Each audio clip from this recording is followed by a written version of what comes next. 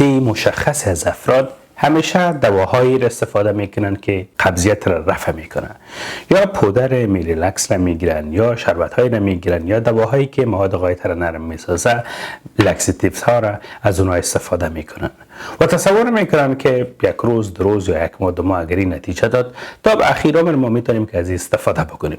در حالی که استفاده غلط از دوا، استفاده یک دوا بدون در نظر گرفتن نظر متخصص مربوطه، نه تنهایی که کمک نمی کنه، بلکه در طولانی مدت، در لانگ ترم، باعث مشکلات عدیدی زیاد میشه. خلاصه این میتونه که ناقص شود، بر شما نتیجه نده.